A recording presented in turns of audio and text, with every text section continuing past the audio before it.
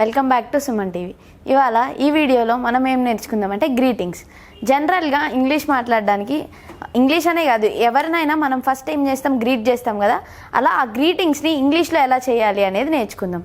First basic greetings, అందరికీ idea ఉన్న greetings ఏంటి? గుడ్ మార్నింగ్, గుడ్ ఆఫ్టర్నూన్, అవే కదా. ఫస్ట్ అవే చూద్దాం. ఫస్ట్ గుడ్ మార్నింగ్, ఇది ఎలా ప్రొనౌన్స్ చేయాలి అనేది కూడా ఇంపార్టెంటే. ఇప్పుడు మనం స్కూల్కి వెళ్ళినప్పుడు అయితే స్కూల్లో స్టూడెంట్స్ గుడ్ మార్నింగ్ ఎట్లా చెప్తారు? గుడ్ని ఇంత దాకా తీసుకెళ్ళి గుడ్ మార్నింగ్ మ్యామ్ అట్లా చెప్తారు కదా.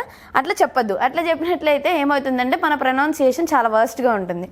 అలా బదులు మనం సింపుల్ అండ్ స్వీట్గా స్మూత్గా చెప్పినట్లయితే మన ప్రొనౌన్సియేషన్ బాగుంటుంది. Like good morning, short and sweet, good morning అని సాగదీయద్దు మనం చెప్పే వర్డ్ని. అప్పుడు ఏమవుతుంది, మన ప్రొనౌన్సియేషన్ వర్స్ట్గా ఉంటుంది. ఈ గుడ్ అనే దాన్ని జస్ట్ 2 ఓలు ఉన్నాయి, దీన్ని ఎందుకు 100 ఓలు పెట్టి సాగదీస్తారు గుడ్ అని? అట్లా చేయవసరం లేదు. జస్ట్ గుడ్ అని చెప్తే బాగుంటుంది. అలాగే గుడ్ మార్నింగ్ మన బేసిక్ ఫ్రేజ్. ఎప్పుడు చెప్తాం? ఇది మార్నింగే కదా, అందరికీ తెలిసిందే కదా, good morning. Next afternoon greet చేయాల్సి వస్తే గుడ్ ఆఫ్టర్నూన్. ఆఫ్టర్నూన్ ఎట్లా గ్రీట్ చేస్తాం? Good afternoon. నెక్స్ట్ ఈవినింగ్ అంటే ఏ టైం వస్తుంది? ఇది చాలా కన్ఫ్యూజ్ అయ్యేది ఏంటంటే, ఆఫ్టర్నూన్ మనం పిఎం నుంచి ఆఫ్టర్నూన్ అంటాము, తర్వాత 6 తర్వాత కూడా పిఎం అనే అంటాము.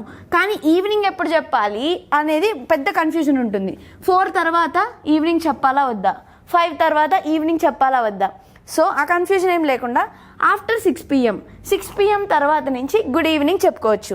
నెక్స్ట్ అలాగే గుడ్ నైట్ ఫ్రమ్ 10 PM దగ్గర నుంచి గుడ్ నైట్ అనే ఫ్రేజ్ వాడుకోవచ్చు. లైక్ గుడ్ ఈవినింగ్ అనేది 6 PM టైంలో ఎవరినైనా గ్రీట్ చేయాలనుకుంటే గుడ్ ఈవినింగ్ అని గ్రీట్ చేయొచ్చు. Next night time, like after 10 ఎవరినైనా గ్రీట్ చేయాలి అనుకుంటే గుడ్ నైట్. ఈ గుడ్ నైట్కి ఇంకొక గ్రీటింగ్ కూడా యాడ్ చేయొచ్చు. లైక్ వాళ్ళు అబౌట్ టు స్లీప్ అంటే నిద్రలో పడుకోవడానికి వెళ్తున్నప్పుడు స్వీట్ డ్రీమ్స్ అనే ఒక గ్రీటింగ్ కూడా వాడచ్చు. లైక్ మనం ఒక కన్సర్న్ చూపిస్తున్నాం వాళ్ళపైన, అప్పుడు ఈ స్వీట్ డ్రీమ్స్ అనే ఒక గ్రీటింగ్ కూడా వాడుకోవచ్చు. ఇప్పుడు బేసిక్ గ్రీటింగ్స్ మనకి ఐడియా వచ్చింది కదా, good morning, good afternoon, good evening, good night ఎలా వాడాలో. నెక్స్ట్ ఇంకొన్ని బేసిక్ గ్రీటింగ్స్ ఏంటో చూద్దాం. గ్రీటింగ్స్లో నెక్స్ట్ మనం ఇన్ జనరల్గా ఎవరైనా మనల్ని వచ్చి గ్రీట్ చేసినప్పుడు నెక్స్ట్ అడిగే క్వశ్చన్స్ ఏంటి? మీ గురించి చెప్పండి అనే కదా. Tell me about your self. ఇక్కడ గ్రీటింగ్స్లోనే ఇవి ఎందుకు చెప్పాను అంటే, గ్రీటింగ్స్ అయిన తర్వాత వచ్చే నెక్స్ట్ కాన్వర్సేషన్ ఇదే కాబట్టి. So tell me about your self అన్నప్పుడు మనం బేసిక్గా చెప్పే 3 ఆన్సర్స్ ఏంటి? My name is so and so, ఇక్కడ మీ పేరు, my name is so and so. Next I am from, మీరు ఎక్కడి నుంచి వచ్చారు అనేది కూడా మన బేసిక్ ఇన్ఫర్మేషన్లో చెప్పాలి. ఆల్రెడీ మీకు ఇంట్రడక్షన్ ఎలా చెప్పాలి అన్న వీడియోలో నేను మన బేసిక్ క్వశ్చన్స్కి ఆన్సర్స్ ఎలా చెప్పాలో చెప్పాను. అలాగే అదే క్వశ్చన్స్కి ఇక్కడ ఆన్సర్స్ చేస్తాము tell me about your self అన్నప్పుడు. I am a so and so. Occupation అనేది ఇక్కడ మనం ఒకవేళ టీచర్ అయితే టీచర్, డాక్టర్ అయితే డాక్టర్. అదే మనం చదువుకుంటున్నట్లయితే స్టూడెంట్ అయితే ఐ ఆమ్ స్టడీయింగ్. స్టూడెంట్ అయితే class, so and so class చెప్తాం. లేదా డిగ్రీ అయితే డిగ్రీ, గ్రాడ్యుయేట్ అయితే గ్రాడ్యుయేట్. చదువుకునేటప్పుడు ఐ ఆమ్ స్టడీయింగ్ అని చెప్తాము. అదే మనం ఒక ఆక్యుపేషన్ లైక్ ఏమన్నా ప్రొఫెషన్లో ఉన్నప్పుడు I am so and so అనేది చెప్తాము. ఇక్కడ టెల్ మీ అబౌట్ యువర్ సెల్ఫ్లో ఈ 3 క్వశ్చన్స్ కనుక చెప్తే బేసిక్ గ్రీటింగ్స్లో ఇవి కూడా ఇంక్లూడ్ చేసుకోవచ్చు. ఓకే, నెక్స్ట్ ఇంకొన్ని బేసిక్ గ్రీటింగ్స్ చూద్దాం. నెక్స్ట్ కామన్గా మనం ఎవరినైనా గ్రీట్ చేసేటప్పుడు ఏం చెప్తాం? హాయ్, హలో, వాట్సాప్, అదే కదా. అదే బేసిక్ గ్రీటింగ్స్లో next hi, hello, what's up. Like formal వేలో చెప్పాలి అనుకుంటే హలో అనేది మోస్ట్ ఫార్మల్ వేలో ఉంటుంది మనకి. అంటే ఈ హాయ్తో వాట్సాప్తో కంపేర్ చేసుకుంటే హలో అనే గ్రీటింగ్ మోస్ట్ ఫార్మల్ వేలో ఉంటుంది. హాయ్ వాట్సాప్ ఎట్లా ఉంటుందంటే జస్ట్ ఇన్ఫార్మల్ వే, అంటే లైక్ మన ఫ్రెండ్తో కానీ లైక్ రిలేటివ్స్తో కానీ మాట్లాడేటప్పుడు హాయ్ వాట్సాప్ అనేవి ఇన్ఫార్మల్ వేలో వాడతాం. ఇది కొంచెం మనం లైక్ పాష్ ఇంగ్లీష్ మాట్లాడదామని ట్రై చేస్తూ ఉంటాం కదా, అలా మాట్లాడాలి అనుకున్నప్పుడు ఈ వాట్సాప్ అనే వర్డ్ వాడినట్లయితే మీకు కొంచెం పాష్గా ఉంటుంది ఇంగ్లీష్. నెక్స్ట్ ఇవి కాకుండా మనం బేసిక్గా గ్రీట్ చేసినప్పుడు ఎవరికైనా సారీ, థ్యాంక్ యూ చెప్తూ ఉంటాం కదా. ఆ సారీకి ఆన్సర్ ఎట్లా చెప్పచ్చు అంటే ఐ బెగ్ యూ పార్డన్, ఈ వర్డ్ చెప్పచ్చు. సారీ బదులుగా లైక్ నేను చెప్పాను కదా, బెటర్ ఇంగ్లీష్ వాడితే మన ఇంగ్లీష్ అనేది బాగుంటుంది మనం మాట్లాడినప్పుడు అని. అలా చూసుకున్నప్పుడు సారీకి ఐ బెగ్ యూ పార్డన్ అని మోస్ట్ ఫార్మల్ వేలో చెప్పినట్లయితే సారీకి బాగుంటుంది, I beg you pardon. Next thank యూకి ఏమని చెప్పచ్చు? మనకు అందరికి తెలిసిందే కదా, యువర్ వెల్కమ్. బట్ చాలామంది ఎవరైనా థ్యాంక్ యూ చెప్తే యువర్ వెల్కమ్ అనే ఆపోజిట్ గెస్చర్ చెప్పరు.